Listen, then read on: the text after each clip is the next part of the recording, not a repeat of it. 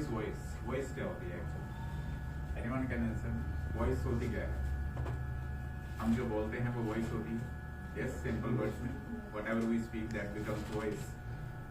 Voice ऐसी भी होती है जो काफ़ी सुनने में अच्छी लगती है, वॉइस ऐसी भी होती है जिसे सुनने का मन नहीं करता है, होता है आपके। तो वॉइस अगर देखा जाए तो दो तरह की वॉइस है, जिसे one voice is called melodious voice. Melodious, have you ever heard the word melodious? Lilting voice, इसका दूसरा नाम है लिल्टिंग वॉइस। मेलोडियस वॉइस या लिल्टिंग वॉइस बना द सेम मीनिंग, एक ही मतलब होता है। लिल्टिंग कहा जाए या फिर मेलोडियस कहा जाए, दोनों का मतलब सुरीली आवाज, अच्छी आवाज, जैसे सिंगर्स की होती है मेलोडियस वॉइस होती है, स्पेशली फीमेल सिंगर्स की होती है। इवन बॉयज की वॉइस जो कही जाती है थोड़ी सी भारी आवाज होती है, तो हस्की वॉइस बोलते हैं हम लोग इसको इंग्लिश में। इंग्लिश का वर्ड रहेगा हस्की वॉइस। एक बार आप बोल दीजिए, राइट। और इससे पहले मैंने कौन सी वॉइस की बात की? मेलोडियस का दूसरा नाम क्या बताया? लिल्टिंग। लिल्टिंग, थोड़ा माइंड एक्टिव रखा करें। लिल्टिंग वॉइस, बोल लिल्टिंग वॉइस। और इसका अपोजिट क्या हुआ? Husky voice. अब मैं मेलोडियस किसको बोल रहा हूँ? नो, आई मीन लिल्टिंग तो है, मतलब गर्ल्स से कंपेयर कर रहा हूँ, राइट। और अगर मैं हस्की वॉइस की बात कर रहा हूँ, वॉइस की वॉइस की बात कर रहा हूँ, ये तो नॉर्मल वॉइस है जो whatever we speak. But English में भी वॉइस है। We have some voices in English like active voice, और दूसरा आप बता दें, राइट। बिल्कुल स्कूल से बिल्कुल क्लियर कर रहे हैं, एक्टिव वॉइस, पैसिव वॉइस। ये होते क्या हैं? ये होते क्या हैं? क्या इनकी इंग्लिश में जरूरत है? Do we need in English to speak? We need that.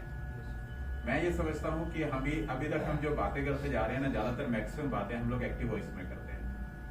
Yes, we talk in English in active voice.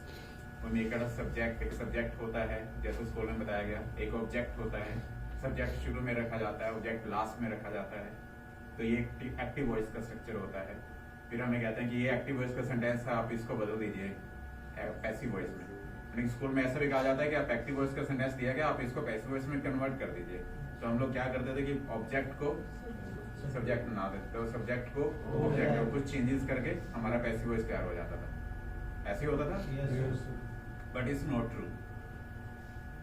ऐसा नहीं है, क्योंकि एक्टिव वॉइस से पैसिव वॉइस नहीं बना। पैसिव एक अलग बात है ना, पैसिव वॉइस से एक्टिव वॉइस बना है। एक्टिव वॉइस एक अलग बात है। एक्टिव वॉइस कहाँ बोले जाने चाहिए, किस सिचुएशन में बोले जाने चाहिए, और पैसिव वॉइस किस सिचुएशन में बोले जाने चाहिए। दोनों ही पोल से पार्ट है, एक दूसरे से बिल्कुल अलग अलग है ना। जमीन आसमान का अंतर है। तो जमीन आसमान का अंतर जो मैंने इंग्लिश में अभी वर्ड बोला है, उस वर्ड को कहते हैं पोल्स अपार्ट। क्या बोलते हैं हम लोग? राइट। अगर दो पर्सन है, एक दूसरे से बिल्कुल विपरीत है, एक काफी अच्छा है, काफी बुरा है दूसरा, तो दोनों कैसे हो गए? पोल से पार्ट हो गए। कहते हैं जमीन आसमान का अंतर है, काफी अंतर है, तो बोथ आर पोल से पार्ट। बोलने के बाद सभी राइट, दोनों ही पोल से पार्ट हैं। अगर वो एक जैसे होते तो हम लोग यहाँ पर बोलते हैं they are the chips of same block. They are the chips of same block. बोले एक बार दोबारा से, they are the chips of same block. Hindi में कहा होता है एक ही थाली के चट्टे बट्टे हैं, तो एक ही थाली के चट्टे बट्टे कहने का मतलब they are the chips of same block. और अगर एक दूसरे से बिल्कुल अलग है तो बोथ आर पोल से पार्ट। दोनों ही अलग अलग है, वो काफी अंतर है। तो एक्टिव वॉइस और पैसिव वॉइस में काफी अंतर है। पहले तो एक्टिव वॉइस से पैसिव वॉइस नहीं बना है, जो हमें सीखना है। अगर ऐसा होता तो हर जगह पर पैसिव वॉइस बोला जाता। अगर एक्टिव वॉइस से पैसिव वॉइस बना होता तो ऐसा भी पॉसिबल था कि हर जगह पर पैसिव वॉइस बोला जाता। जैसा नो, अगर मान लेते हैं अगर एक्टिव वॉइस से पैसिव वॉइस बना है तो हर बात को फिर पैसिव वॉइस में बोला जा सकता है, क्योंकि हर बात को स्कूल में हमें कन्वर्जन के लिए कहते थे कि एक्टिव वॉइस जब भी आ जाए आप उसको पैसिव वॉइस में बदल सकते हैं। They are telling us like that, yes or no? Yes. Right. हमें कुछ सेंटेंस देते थे और हर सेंटेंस को हम लोग बदलने की कोशिश करते थे with the help of some rules. हम लोग पैसिव वॉइस बनाने लगते थे। इट मींस कि उनके हिसाब से हर सेंटेंस को पैसिव वॉइस में बदला जा सकता था, but it's not possible. Practically it's not possible कि हर एक सेंटेंस को पैसिव वॉइस से बदला जा सकता है, क्योंकि अगर बदला जा सकता होता तो हर बात को पैसिव वॉइस में बोला भी जा सकता होता। I am teaching the class. अगर मैं ये सेंटेंस ना बोलता और ऐसे बोलता क्लास इज टॉट बाय मी, थोड़ा सा अटपटा सा लगता है। मैं क्या बोलता हूँ? Yes, I am drinking water, और मैं कहता हूँ water is taken by me. I am studying the books, books are studied by me. ऐसे अगर बोलता तो कितना अटपटा सा लगता है कि हम लोग, लेकिन स्कूल में तो बनाने के लिए हम लोग हर सेंटेंस को बना रहे हैं, फिर हमसे क्यों बनवाए गए हैं? वो गलत कॉन्सेप्ट है। हर बात को पैसिव वॉइस में नहीं बदला जा सकता। I'll let you know a story. One day I went to my friend's place. I wanted to meet him. When I reached at his home, I knocked at his door. Someone else opened the door. 6 to 7 years old child opened the door. You understand? Yes, sir. He opened the door. I asked him, "Where is your father?" मेरा उससे क्या question था? Where is your father? Right. And he replied. उसने reply आया, "Newspaper is being read by my father." School में पढ़ रहा था वो पैसिव वॉइस. मेरा क्वेश्चन क्या था? Where is your father? और बच्चा क्या बोल रहा है? Where is being read by my father? Passive voice में दे रहा है ना जवाब. एक बार तो मैं भी हैरान रह गया, मैंने पूछ क्या रहा हूँ, जवाब क्या आ रहा है. बच्चे का कसूर नहीं है, बच्चा स्कूल में पढ़ता है और वो कन्वर्ट करने की ट्राई कर रहा है, लेकिन मुझे सुनकर अजीब लगा. मैंने उससे कहा बच्चे ऐसे नहीं बोलते हैं, ऐसे बोलते हैं my father is reading the newspaper. मैंने उसे ऐसे बोला, सिंपल बोलते हैं. कैसे बोलते हैं? My father is reading newspaper. वो तो एक बच्चा था जो स्कूल में सिखाया जा रहा था, वो उसकी प्रैक्टिस कर रहा था. अब यहाँ पर ऐसे क्यों नहीं बोला जाएगा newspaper is being read by my father? इस बात का आंसर आज आपको ढूंढना है कि यहाँ पर पैसिव वॉइस में क्यों नहीं बोला जाएगा. अगर पैसिव वॉइस में कन्वर्ट हो सकता है तो फिर बोला भी जाना चाहिए. कन्वर्ट तो हो रहा है लेकिन बोला नहीं जाएगा. इट मीन्स कि जहां पर एक्टिव वॉइस बोले जाते हैं वहां जस्ट एक्टिव वॉइस बोले जाते हैं, और जहां पर पैसिव वॉइस बोले जाते हैं वहां जस्ट पैसिव वॉइस बोले जाते हैं. दोनों ही पोल से पार्ट है. एक उत्तर है, दूसरा दक्षिण है, पूरा है, दूसरा पश्चिम है, तभी पोल से पार्ट किया. यानी कि एक्टिव वॉइस और passive voice there is no similarity between that. हम ऐसे कभी नहीं सीखेंगे कि एक्टिव से पैसिव बनाना है या पैसिव से एक्टिव बनाना है. हम ऐसे सीखेंगे कि एक्टिव को एक्टिव की जगह रखना है और पैसिव को पैसिव की जगह रखना है. ये इंग्लिश लैंग्वेज के दो पार्ट हैं, दो हिस्से हैं. एक एक्टिव वॉइस और दूसरी साइड में जाने वाला है पैसिव वॉइस. अब कहाँ एक्टिव वॉइस में बात होनी चाहिए, कहाँ पैसिव वॉइस में बात होनी चाहिए, उस बात को पहले समझते हैं, फिर बनाना बहुत आसान है. देखिए, एक्टिव वॉइस में हमेशा तब बातें करें जब आपको लगता है काम करने वाला यानी कि सब्जेक्ट यानी कि डूअर, जो काम करने वाला है, जिसे हम डूअर भी कह सकते हैं, जिसे हम सब्जेक्ट भी कह सकते हैं, वो इंपॉर्टेंट है. When the doer is more important than the work, then sentence को आप एक्टिव वॉइस में बोला करें. अगर काम करने वाला ज्यादा इंपॉर्टेंट है काम से, यानी कि जो काम हो रहा है उससे ज्यादा इंपॉर्टेंस हमारे लिए काम करने वाले की है, तो वो एक्टिव वॉइस होता है. और अगर काम करने वाला इंपॉर्टेंट ना हो, work is more important than doer, तो फिर पैसिव वॉइस होता है. दोनों बातें अलग अलग है, सीखने का तरीका भी अलग अलग है. अब वो बच्चे से मैंने क्या पूछा, वेयर इज योर फादर, क्योंकि मुझे पता था मेरे लिए कौन इंपॉर्टेंट है. मैं किससे मिलने गया हूँ? उसके फादर से. और एक्चुअल में तो बच्चे के लिए भी कौन इंपॉर्टेंट है? यस और नो? न्यूज़पेपर इंपॉर्टेंट तो नहीं है, फादर इंपॉर्टेंट है ना, राइट? न्यूज़पेपर की कितनी वैल्यू होगी? 0. 2 रुपए, 5 रुपए, 10 रुपए. फादर की एक बच्चा स्कूल में सीख रहा है फादर की तुलना 10 रुपए के साथ करते हैं. गलत इंग्लिश बोलते हैं.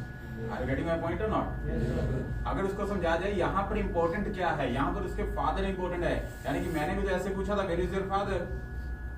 मैंने ये नहीं पूछा वेयर इज न्यूज़पेपर, मैंने कहा वेयर इज योर फादर, और उसको सिंपल इंग्लिश में जवाब देना चाहिए. यहाँ पैसिव वॉइस नहीं आएगा, जो बनाएगा वो गलत होगा. इंग्लिश लैंग्वेज में नहीं आएगा. यहाँ पर सिंपल बोलेगा my father is reading the newspaper.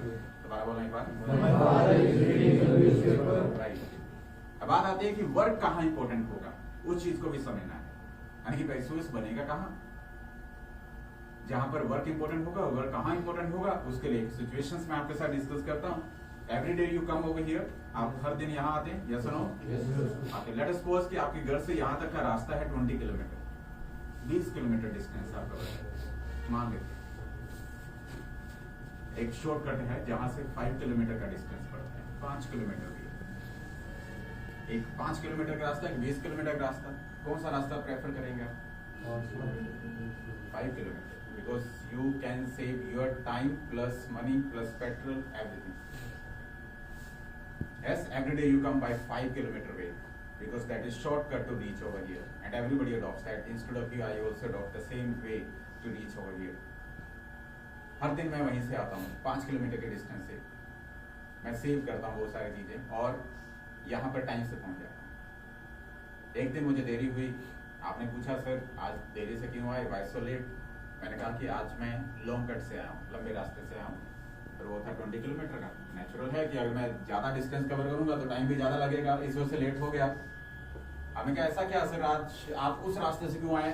सो मैंने आपको एक एक्सप्लेन किया कि उस रास्ते में, जिस रास्ते से मैं रोज आता हूँ ना 5 किलोमीटर वाले रास्ते में, उस रास्ते में सड़क बन रही है।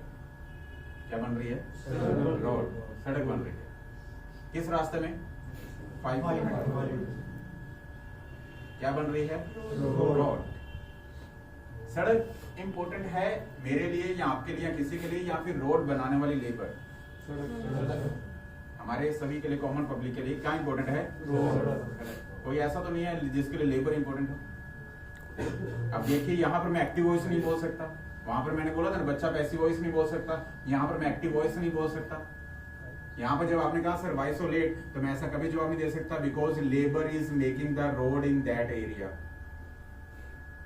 Getting my point? यहाँ पर एक्टिव वॉइस जीरो है, कट। यहाँ पर सिर्फ पैसिव वॉइस बोल सकता हूँ, रोड इज बीइंग मेड।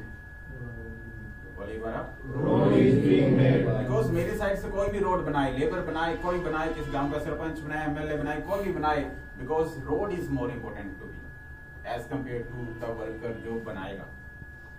तो यहाँ पर मैंने जस्ट अगर बोल सकता हूँ तो सिर्फ और सिर्फ क्या बोल सकता हूँ? Passive voice. Passive voice I mean to say कि अगर मैं बोल सकता हूँ तो सिर्फ पैसिव वॉइस बोल सकता हूँ, यहाँ एक्टिव वॉइस नहीं बोल सकता। और उस बच्चे की बात करी मैंने जब, तो बच्चा सिर्फ एक्टिव वॉइस बोल सकता था, पैसिव वॉइस नहीं बोल सकता था। तो अगर एक जगह पर सिर्फ एक ही बात बोली जाती है तो ये कैसे कह दें कि हम एक से दूसरी चीज बनाई जा सकती है, यानी कि एक्टिव से पैसिव बनाए जा सकते हैं या पैसिव से एक्टिव बनाए जा सकते हैं? ये नहीं है। एक्टिव वॉइस सिर्फ एक्टिव वॉइस है, passive voice just passive voice है। तो अगर आपको पता लग गया हो कि कहां पर पैसिव वॉइस बनते हैं तो थोड़ा सा आगे चलें। राइट। अब इतना पता अगर लग जाता है पैसिव वॉइस बनते कहां है, तो उसके बाद आपको अब बनाने सीखने हैं कि पैसिव वॉइस बनते कैसे हैं।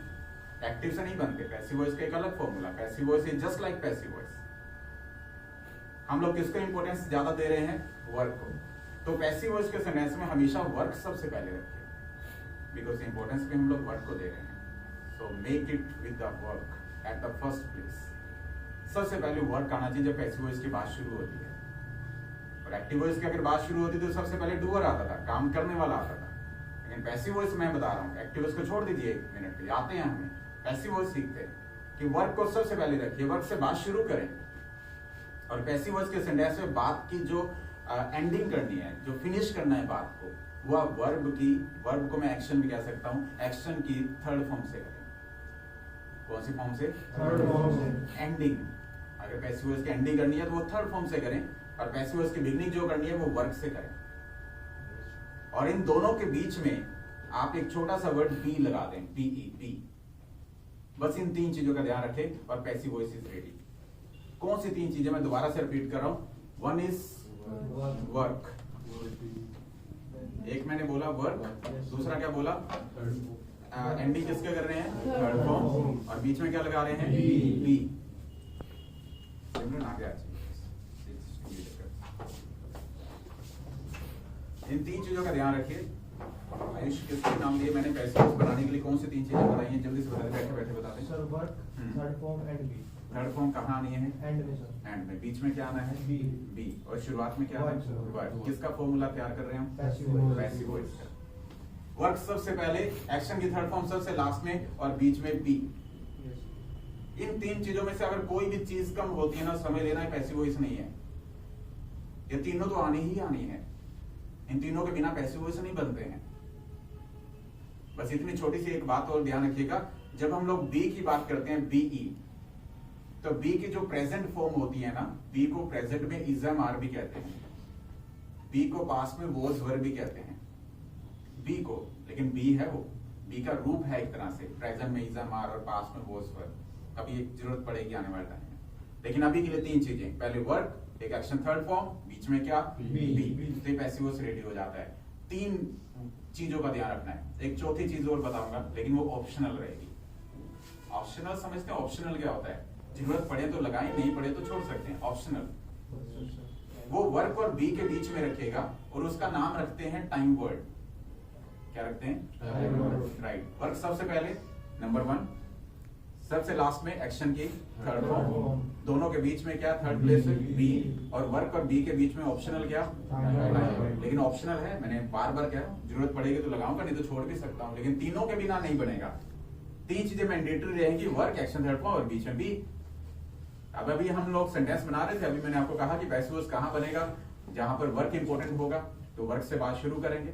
आपने वही पूछा सर वाई सो लेट, और मेरा जवाब था सड़क बन रही है रोड, पहले वर्क को रखा रोड, वर्क क्या है और बनना क्या है मेड, थर्ड फॉर्म, कहाँ रखी थर्ड फॉर्म एंड में, बीच में मैंने क्या रख दिया बी। जब काम चल रहा है हो रहा है तो इज़-एम-आर लगाते हैं कि नहीं, हो रहा है चल रहा है ऐसे बोलते हैं ना, टाइम वर्ड लगाते हैं, ये टाइम को बताते हैं, जैसे प्रेजेंट टाइम को कॉन्टिन्यूअस को बता रहे हैं इज़-एम-आर, तो मैंने टाइम वर्ड लगा दिया इज, तो तीसरी चीज थी, तो क्या लगा दिया इज, और इज के साथ आईएनजी भी आता है, यस और नो। अब आईएनजी किसके साथ जुड़ सकता है, क्या इज के साथ खुद के साथ आईएनजी लग सकता है, रोड के साथ आईएनजी लग सकता है, मेड के साथ लग सकता है, बी हेल्प कर सकता है ना, राइट। जब कोई हेल्प नहीं करता बी जरूर करता है, तो बी के साथ आईएनजी लगाइए और बनाइए बी।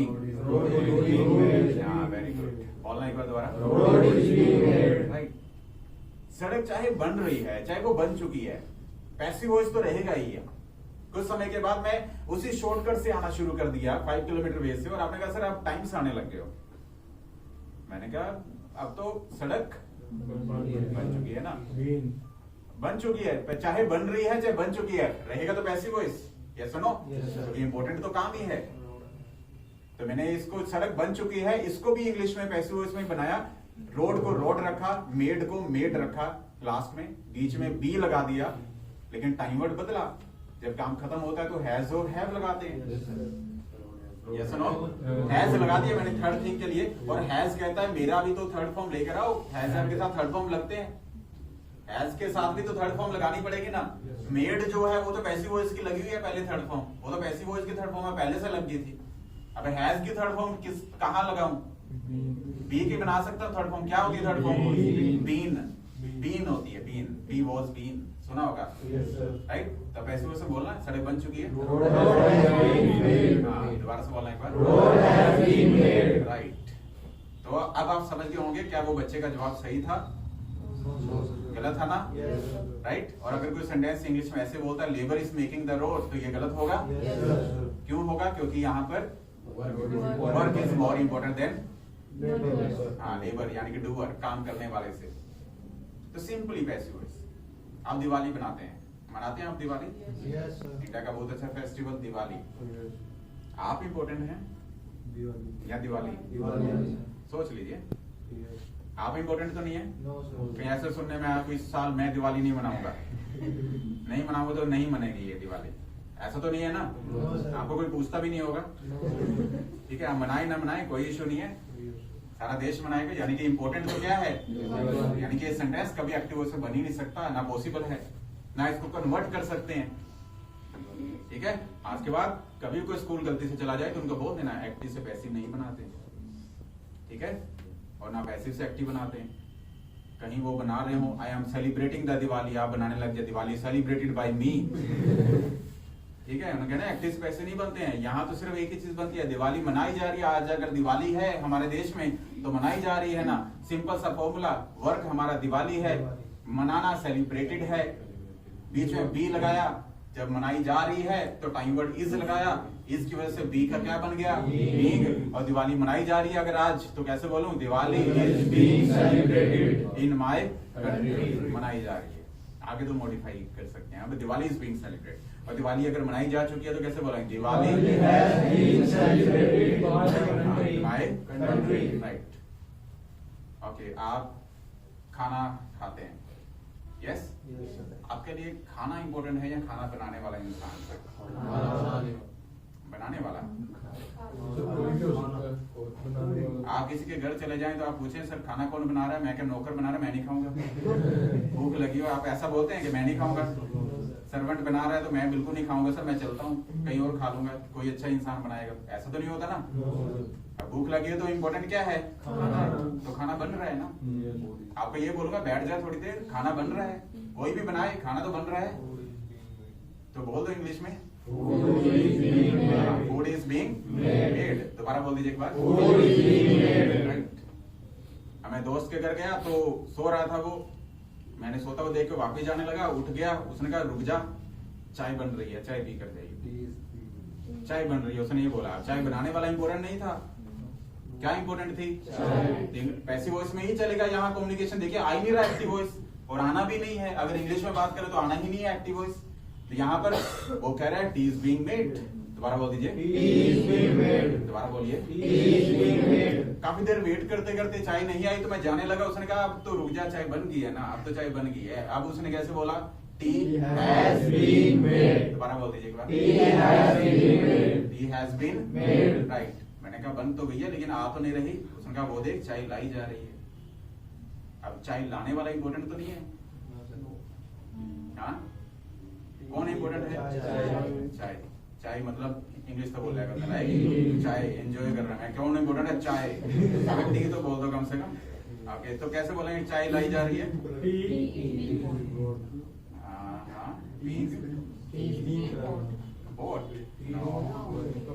बॉट बाय की थर्ड फॉर्म है, बातें नहीं वैसे भी।